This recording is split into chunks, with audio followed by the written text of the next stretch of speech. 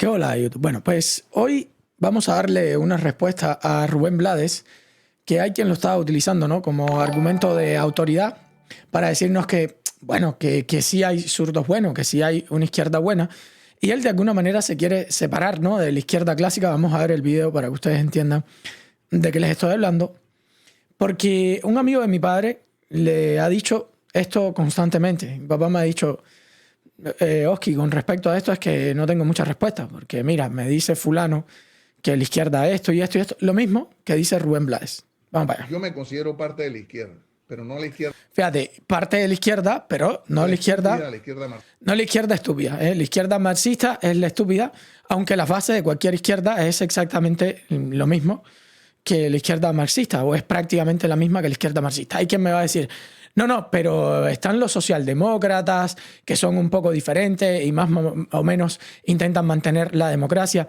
Al final, lo que hace siempre o lo que busca siempre la izquierda es de alguna manera adoptar medidas que van en contra de la división de poderes. Miren lo que está haciendo, por ejemplo, Pedro Sánchez en España, miren lo que ha hecho Hugo Chávez en Venezuela. Estoy hablando de Hugo Chávez antes de Maduro, lo que hizo, cómo rompe precisamente la división de poderes, esa división entre el Ejecutivo, el Legislativo y el Judicial. Y esto prácticamente ha pasado en todos los países que son de izquierda, que te dicen, no, pero no es esa izquierda. No. Mira lo que ha pasado en Bolivia, por ejemplo. Mira lo que está pasando en México, que prácticamente ahorita es un estado fallido con respecto al tema narco, que las imágenes que están saliendo son impresionantes y tienen cifras de un país en guerra. Bueno, no me voy a meter ahí, pero vamos a seguir. Leninista. No. La izquierda buena. Consiguió el seguro social. Bueno, y aquí él dice que la izquierda es la que consigue el seguro social. El seguro social es como ese colchón, ¿no? Ese colchón que de alguna manera te permite, si estás en malos tiempos, pues salir adelante, sobrevivir, ¿no? Y a mí esto me llama la atención porque mis viejos, por ejemplo, sin ir muy lejos, mis viejos van a una iglesia aquí. Y en esa iglesia dan una cantidad de comida increíble. O sea, reparten comida todos los días. Y reparten cajas de comida. No es poca cosa lo que reparten. Y me llama mucho la atención que ellos digan esto cuando históricamente fue la iglesia. Ahora me va a salir uno, pero la iglesia también. Sí, ya. No te voy a contar lo que han hecho los comunistas. Porque ya los que me van a salir con... Sí, pero la iglesia tuvo las cruzadas. Sí, los comunistas mataron más de 100 millones de personas. ¿Ok? Aquí...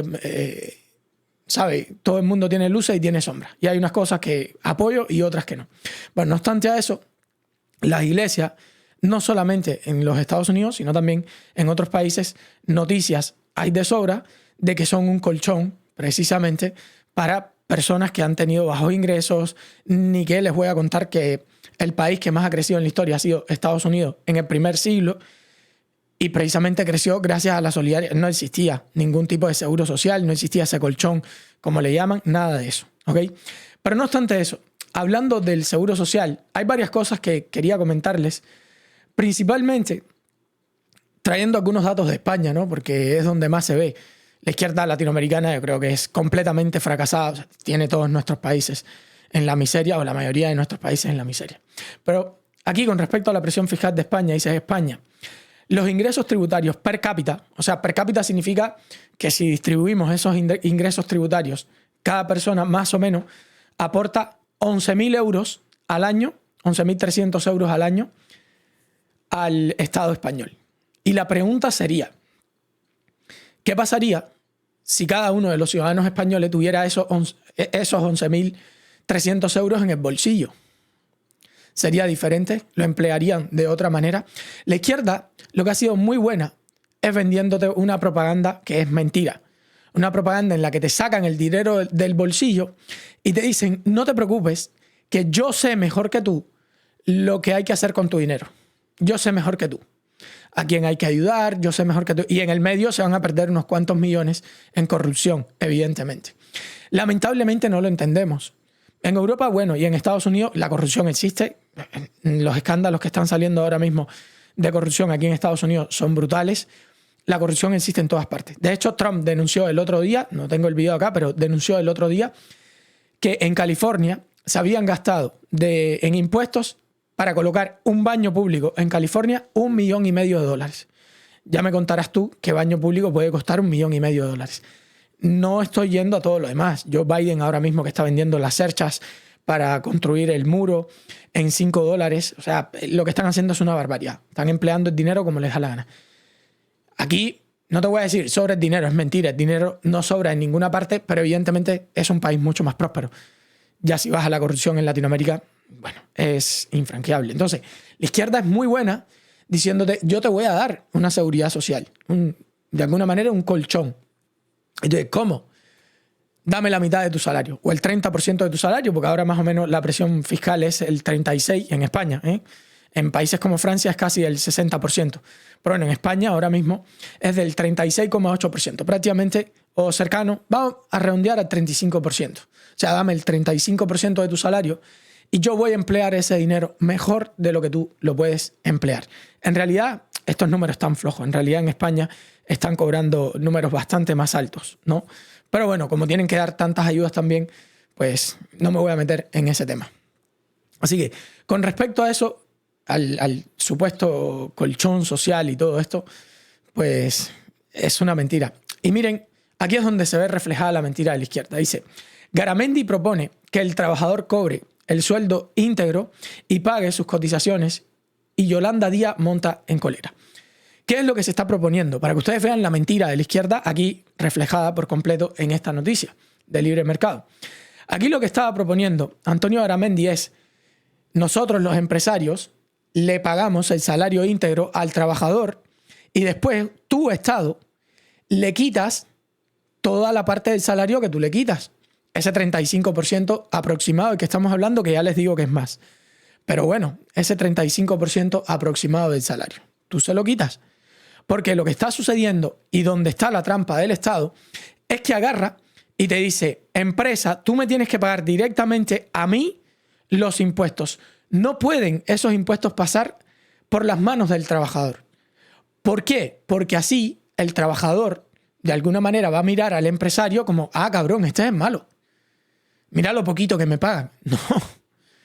No, te están quitando una cantidad de dinero enorme de tu sueldo y de hecho algún empresario español que vea este video, si de casualidad lo ve, se los va a decir en los comentarios.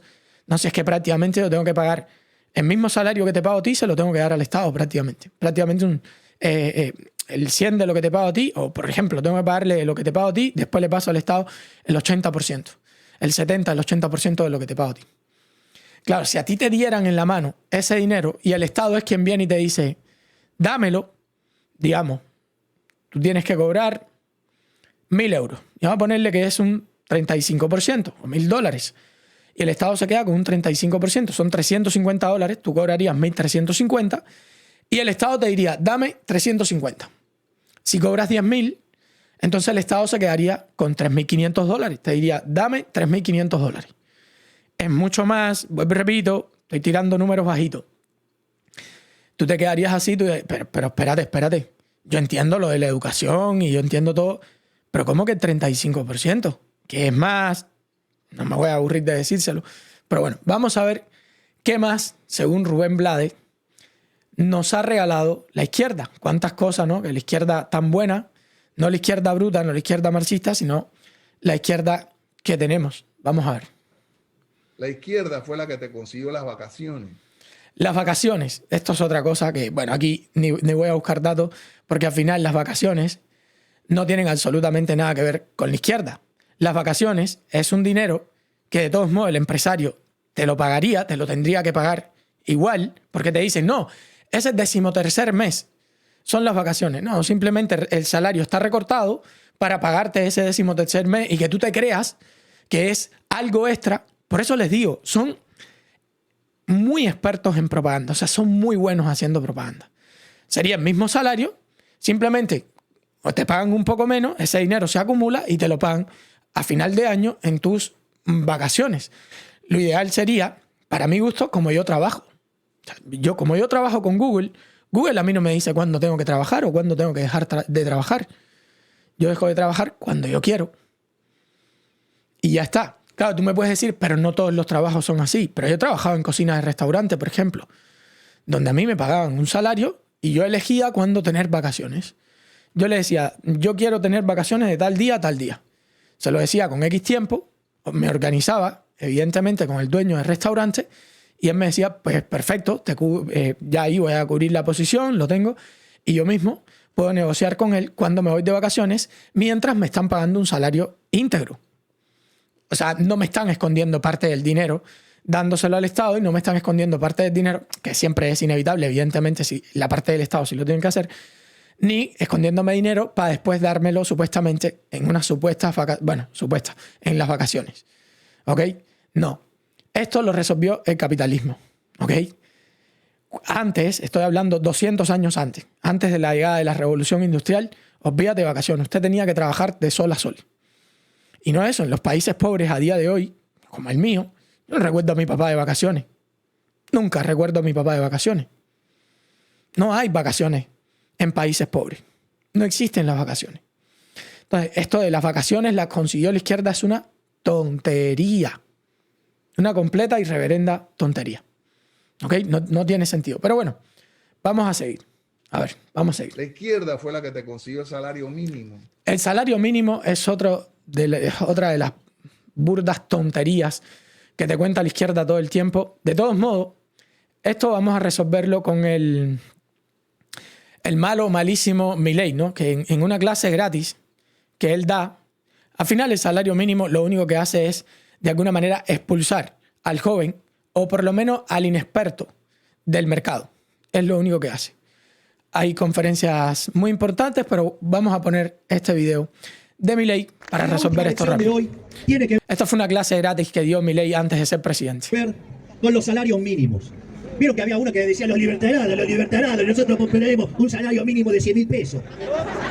Dicho sea de paso, la reducción de la pobreza en Argentina, tengo que hacer un video con respecto a esto, porque ha sido impresionante. Impresionante la reducción de la pobreza en Argentina. Ahora, en un principio, evidentemente, Milei lo había dicho, cualquier economista liberal te lo va a decir. Al principio, con esa terapia de shock, las cosas van a ir mal, pero ahora van a mejorar después. Yo no me imaginé una mejora tan rápida. Ahora, yo hago una pregunta. Si esto se arreglara tan fácil, poniendo el salario en 100.000 pesos y se termina todo, ¿por qué tiene que ser el 100.000 pesos? ¿Por qué no? Claro, vamos a poner 1 millón. En vez de 100.000, ponemos 1 millón. Y ya. Sería de $1 millón. Y digamos, Claro. seríamos todos ricos.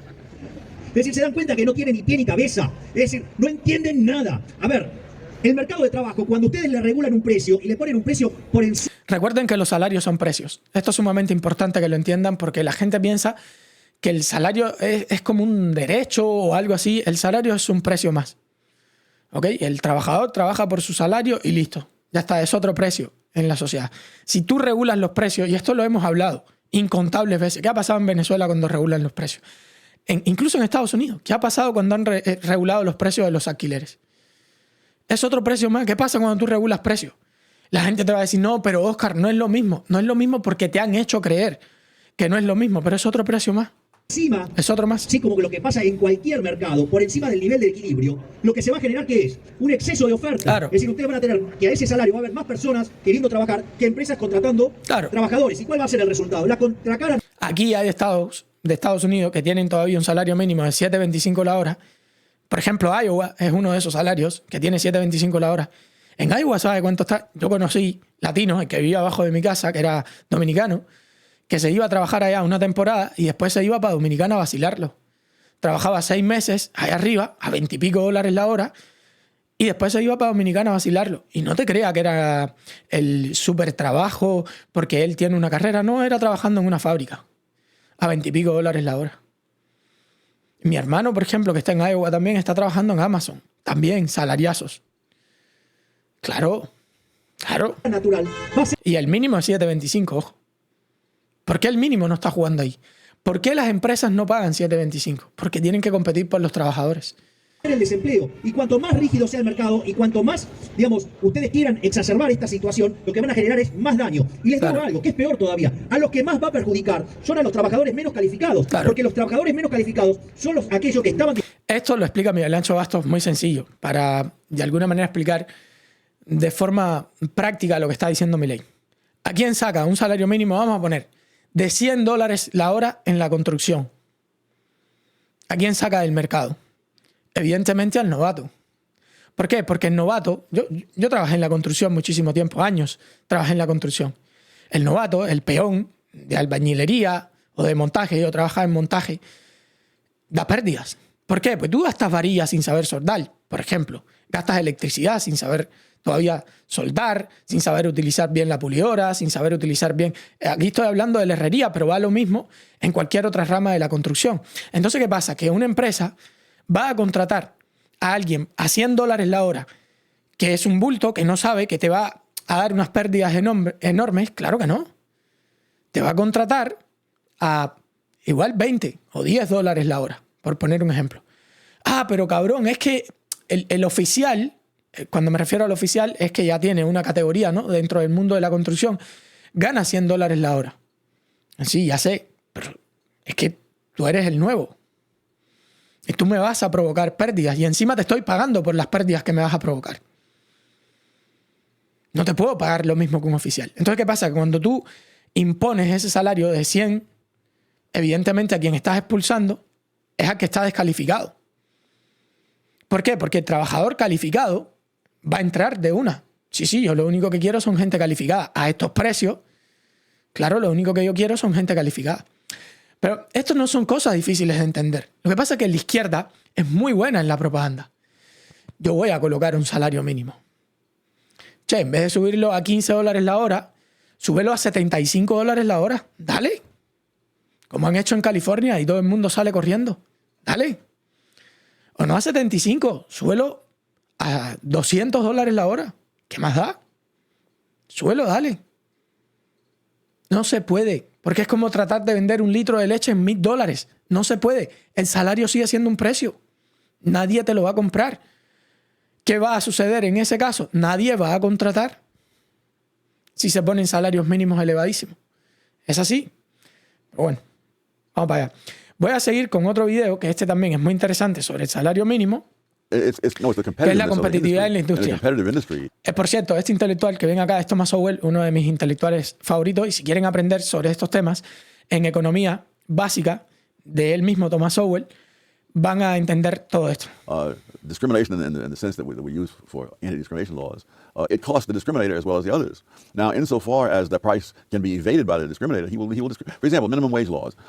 When you have a minimum wage law, you have more people applying for jobs in those categories than there are jobs available, because raising the wage rate causes more people to apply and employers to hire fewer because it's more expensive. And so you have a chronic surplus. Now, if you've got a chronic surplus in an industry, it costs nothing to discriminate. But if you have a competitive market, then of course it does cost something. For every person that you discriminate against who's qualified, you've got to hire somebody else, and you've got to raise that pay rate in order to get people in. So I show how competitive industries have much less discrimination than, say, regulated public utilities. Bueno, y hay muchísimas más alternativas al salario mínimo que evidentemente funcionan muchísimo mejor. Pero la izquierda nuevamente les ha vendido que bueno, que esto es una conquista. No, no es ninguna conquista de la izquierda el salario mínimo. El salario mínimo se paga cuando de alguna manera, ¿no?, el capitalista lo puede pagar. Cuando el libre mercado lo puede pagar. Salario mínimo no se puede pagar. Por ejemplo, tú puedes decir ahora en Cuba, vamos a tirar un salario mínimo de, te voy a tirar alto, $100 el día. En Cuba es una locura. Aquí en Estados Unidos es un sueldo bajo. $100 el día en Cuba. Simplemente es imposible pagarlo. No se puede. ¿Quién puede pagar eso? ¿Qué mi pyme en Cuba puede pagar $100 el día? Ninguna.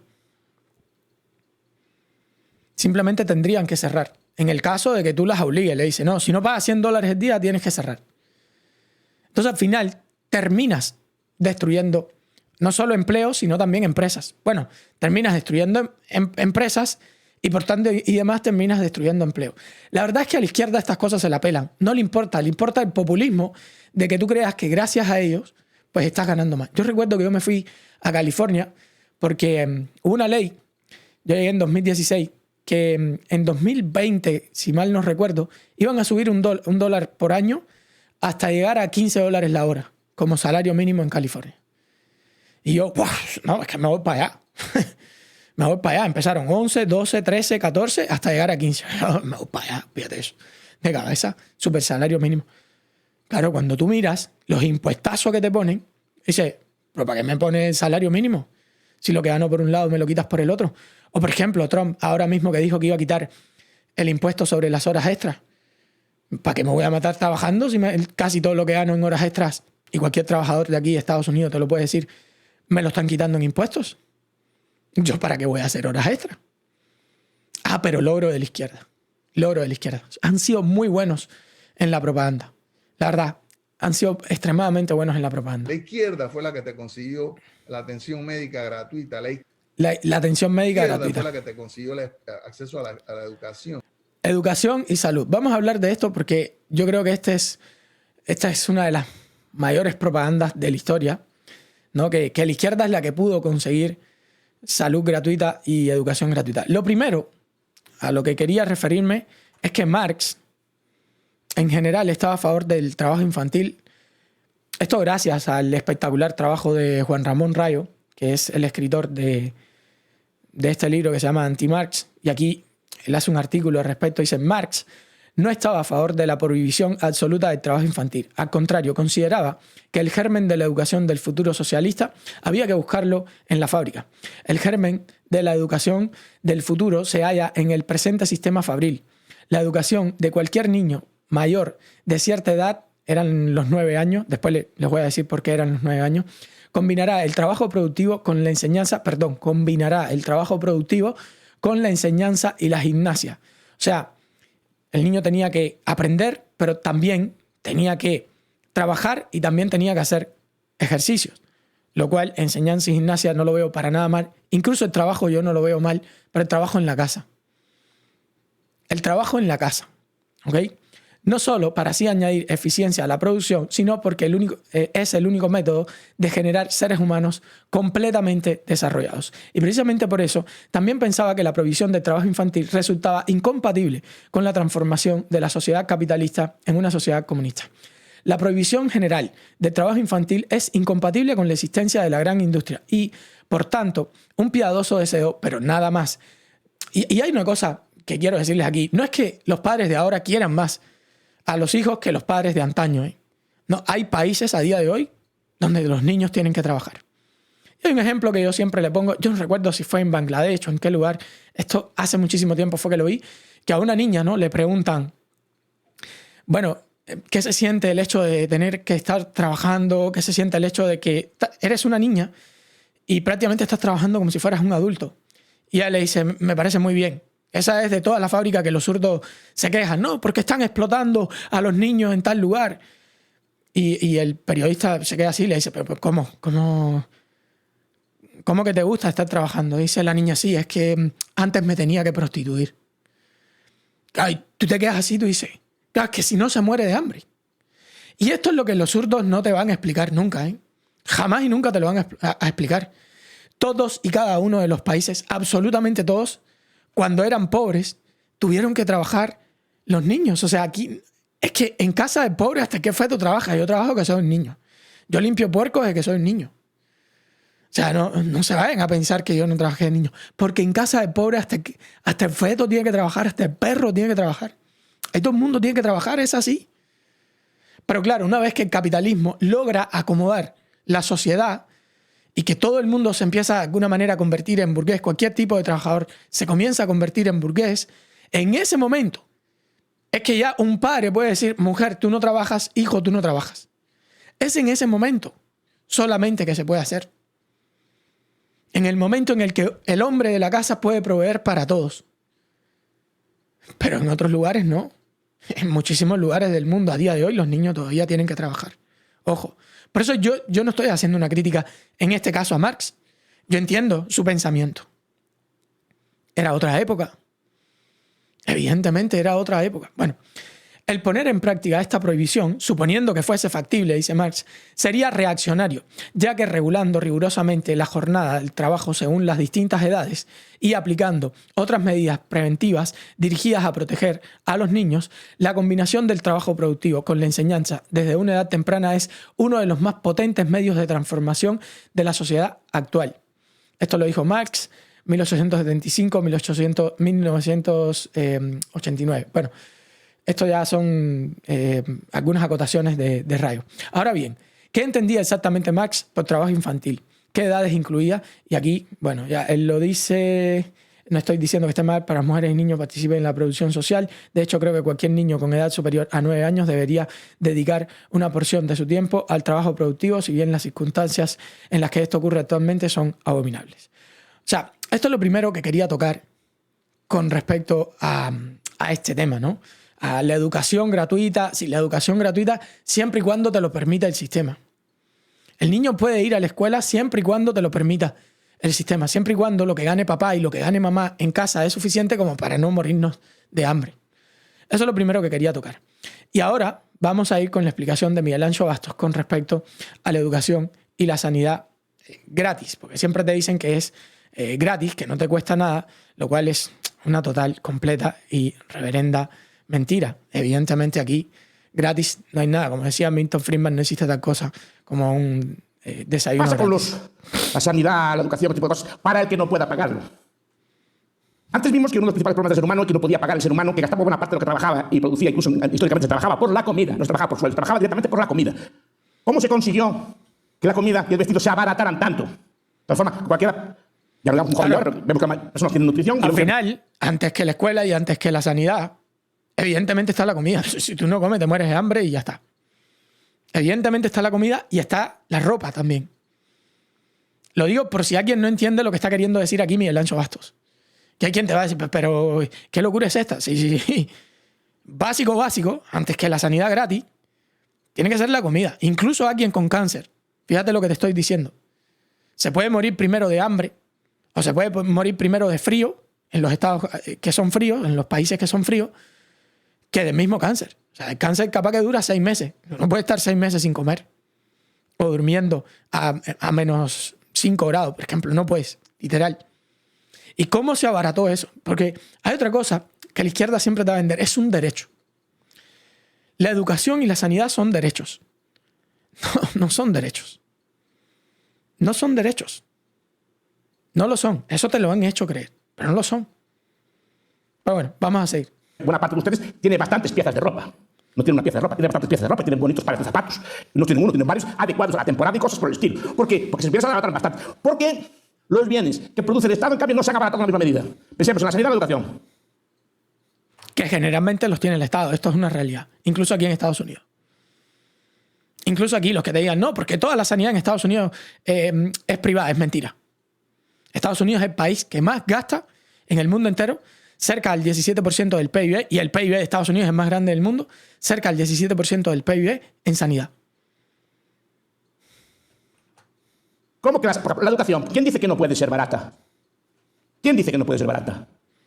Dice, la educación tal como la presta el Estado o tal como lo obliga a prestarlo no es barata. Yo más que barata diría rentable. ¿Quién dice que no puede ser rentable? La educación. Evidentemente puede ser rentable. Claro que puede ser rentable. Yo intenté poner a mi hijo aquí que entrara en una escuela cristiana. Yo lo intenté. Pero claro, como son escuelas privadas, ellos pueden elegir los niños que entran. Y como no tenía buen inglés, pues no pudo entrar. Hay quien me puede decir, viste, tu hijo no hubiese tenido escuela en ese caso. Y aquí en Estados Unidos hay una combinación público-privada que permite a los niños también estar en escuelas públicas. Esto lo digo porque hay gente que te va a decir, no, pero es que en Estados Unidos todo es privado. No, también hay educación pública aquí en los Estados Unidos. Muchas veces son combinaciones público-privadas al estilo Milton Friedman a través de voucher, que a mí me gustan muchísimo más, con los cuales estoy mucho más de acuerdo. Y si me van a decir, no, es que tú eres recontralibertario, no, este es uno de los casos en los que yo estoy de acuerdo que puede existir una combinación exitosa público-privada. Yo creo que eso puede existir. ¿Ustedes conocen Coursera? ¿Conocen la Academia Khan? ¿Conocen todos los cursos que hay por internet por tutoriales para educar a niños? Siguiendo unas reglas, cubren los tests y la máquina se los corrige. Gratuitos. ¿Cómo que es caro educar? Entonces pongan tutoriales a los niños, se no necesita. ¿Cuánto cuesta una biblioteca a día de hoy? Nada. Hay quien me va a decir, pero loco, ¿cómo se te ocurre decir que no cuesta nada? Yo tengo una biblioteca que me ha salido prácticamente gratis. Se llaman libros en PDF. Tengo una cantidad de libros en PDF guardados en mi computadora increíble. Nada. No cuesta nada. Nada. Una biblioteca, hablo de bibliotecas fantásticas. Ustedes van al Virgen, por ejemplo. Virgen.eu. Una página, por ejemplo. Ahí bajan millones de libros. Y de hecho, aquí en Estados Unidos, una de las cosas más cabronas que tiene el sistema universitario es el precio de los libros. obligan a estudiantes universitarios a comprar libros a precios carísimos. Y no me van a decir que eso no está pésimo. Claro que se puede abaratar la educación muchísimo. Claro que se puede hacer. Claro que sí. Por ejemplo, y como esas muchas otras páginas, Google Académico, millones de libros, tienen páginas de sobra para bajar libros, gratis. ¿Cómo que la educación es cara? ¿Quién la hace cara? Pero como tienen unas subvenciones estatales aquí, por ejemplo, en las universidades de Estados Unidos, la pregunta es esa. ¿Quién hace cara a la educación? ¿Quién la hace cara? Claro, la izquierda te dice, padres deben su dinero a través de impuestos, que yo les voy a garantizar una parte de ese dinero para pagar la educación de sus hijos. Porque así, aquí en Estados Unidos, también mi hermana, o sea, esto no tengo que irme lejos, yo viví en un pueblo universitario, un montón de amigos míos cubrieron sus estudios o parte de sus estudios con dinero estatal. El novio de mi hermana, o sea, por decirle gente cercana, con dinero estatal. Aplicas y te dan bonos de $6,000, si no me equivoco, bueno, no recuerdo exactamente los lapsos de tiempo, pero te dan bastante dinero. Más de $10,000 al año incluso te van a dar. Mucho dinero. Cara. Porque la educación no ha bajado, la educación real que cuesta un niño no ha bajado al mismo nivel que bajan los demás bienes. Pensemos en la sanidad. O sea, para mí la primera función del mecanismo de mercado es abaratar los bienes de primera necesidad. Piensen en cualquier tipo de bien, ¿eh? Piensa en los celulares. Por ejemplo, ¿cuánto costaba un celular hace X cantidad de años? ¿Y cuánto cuesta ahora? ¿Cuánto costaba el primer Motorola, que era un ladrillo así, hace X cantidad de años? ¿Cuánto costaba? Ahora cualquiera puede tener un teléfono celular. Incluso en países tercermundistas como es el mío, Cuba, puedes tener un celular por un precio que en Cuba no es asequible, pero que aquí en Estados Unidos sí es asequible, se lo puedes mandar a tus familiares. Cuando antes un celular solamente lo podía tener un rico, aquí en Estados Unidos. Antes estoy hablando en los años 80, 90. Necesidad y los bienes, estamos hablando ahora de corte social, de tal forma que sean tan baratos que todo el mundo pueda comprarlos. Esa es la idea principal. Eso debería ser el objetivo. Pero ¿por qué no se abarata la educación? ¿Por qué no se abarata la sanidad, por ejemplo? Que es ese típico ejemplo que se discute. Totalmente. Porque a nivel estatal no existe el cálculo económico. Esto ya lo explicó Mises. No existe el cálculo económico. Y si tú lo que dices es, bueno, el Estado va a pagar por todo, ¿vale? Y dinero, y dinero, y dinero, y dinero. Dígame alguna.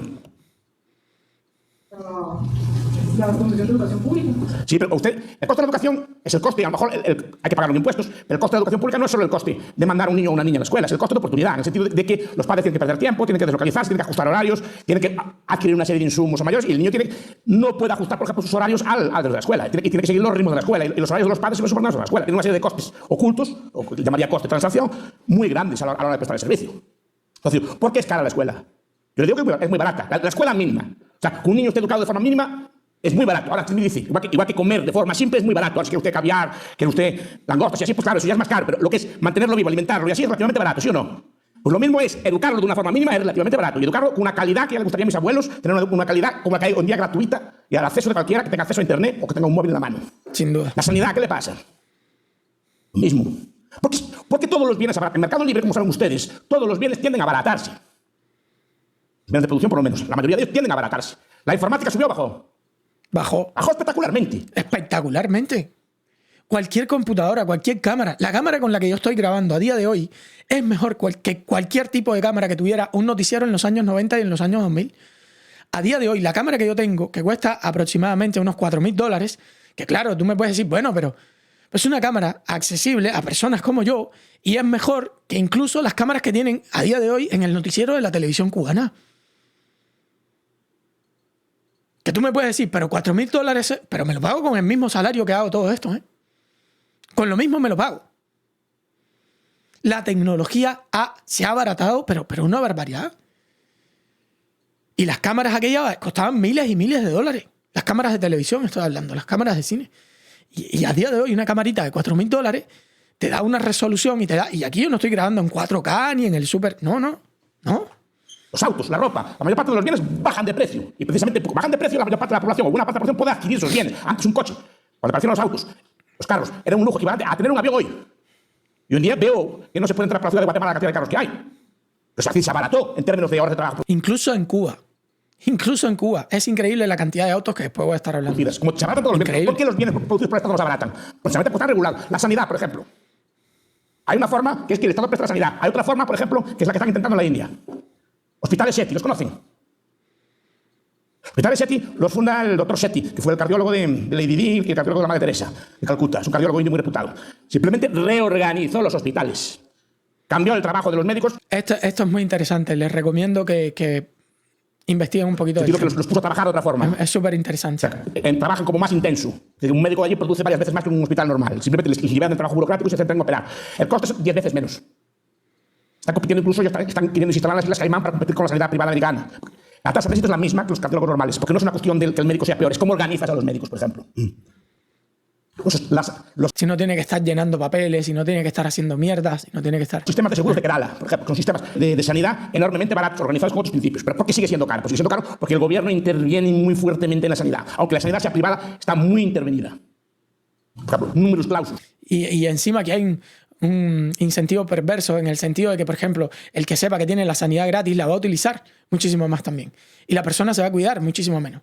Porque si tú tienes que pagar de tu bolsillo, por ejemplo, el día que tengas un problema porque estás obeso o lo que sea, claro que es muy diferente. Si lo tienes que pagar de tu bolsillo, vas a cuidar muchísimo más lo que te llevas a la boca. Pero si no, te la pela, no te importa. Claro. Una sociedad de mercado, si una sociedad de mercado necesita más camareros o meseros, necesita más, lo que sé, cualquier trabajo, más pilotos, más otra cosa, simplemente pues, sube los salarios y atrae más pilotos.